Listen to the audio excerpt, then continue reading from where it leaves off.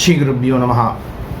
वक्रतुंड महाकाय सूर्यकोटि समप्रभा अविघ्नं गुरुमे देवा सर्वकार्येषु सर्वदा।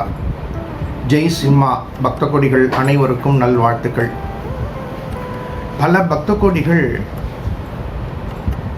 சிவாலயங்களில் பிரதோஷ வழிபாடு காணப்படுறது, ஆனால் பெருமாள் ஆலயங்கள்லையும் பிரதோஷ வழிபாடு காணப்படுறதே அப்படின்னு ஒரு வினாவை தொடர்ந்து கேட்டுட்டே இருக்கு. இதற்கு பலவிதமான சிந்தனைகளை சிந்திக்க வேண்டியிருக்கு. நம்ம மனசில் பிரதோஷ வழிபாடு அப்படின்னா சிவாலய வழிபாடு அப்படிங்கிறது மனசுக்குள்ளே பதிஞ்சு போச்சு. அதனால பெருமாள் ஆலயத்தில் பிரதோஷ வழிபாடு செய்யக்கூடாது அப்படின்னு கிடையாது. ஒரு சூக்ஷ்மத்தை நம்ம புரிஞ்சுண்டு சிந்திச்சோம்னா கூடுதல் தகவல்கள் கிடைக்கும். ஆலயங்களில் பூஜா கிரமங்கள் அப்படின்னு ஒன்று காணப்படுறது.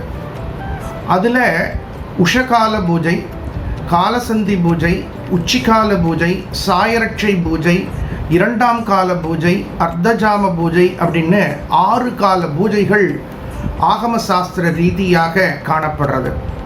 அது சிவாலயமாக இருந்தாலும் வைஷ்ணவ ஆலயமாக இருந்தாலும் 6 காலங்கள் பூஜை செய்யக்கூடிய ஆலயங்கள் இன்றும் காணப்படுறது.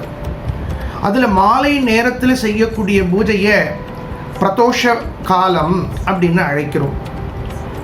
நம்ம பிரதோஷ வழிபாடு அப்படிங்கிறத நந்தியம்பெருமானுக்கும் சிவபெருமானுக்கும் செய்கிறது மட்டும்தான் பிரதோஷ காலம் அப்படின்னு கிடையாது. சூரிய பகவான் மறையக்கூடிய காலத்தை பிரதோஷ காலம் அப்படின்னு சொல்லக்கூடிய வழக்கமும் உண்டு. அதனால வைஷ்ணவ ஆலயங்கள்லையும் 6 கால பூஜைகள் நடைபெறுறது, சிவாலயங்கள்லையும் 6 கால பூஜைகள் நடைபெறுகிறது. காலையும் மாலையும் தினந்தோறும் இல்லத்திலும் ஆலயங்களிலும் வழிபாடு செய்ய வேண்டும் என்பதையும் நமது சனாதன தர்மம் வலியுறுத்துகின்றது. இதில் கூடுதல் தகவலாக பிரதோஷ காலங்கள் அப்படிங்கிறதுக்கான ஒரு தனிச்சிறப்பையும் நாம் பதிவு பண்ணியிருக்கோம். அதில் சிவாலயங்களில் பிரதோஷ கால வழிபாடுகள் அப்படிங்கிறத நம்ம சிறப்பித்து கூறுறோம். இந்த பிரதோஷ கால பூஜை வைஷ்ணவ ஆலயத்தில் பண்ணப்படுறதே அப்படிங்கக்கூடிய வினாவை நாம் சிந்திக்கும் பொழுது, நரசிம்மருடைய அவதாரத்தில்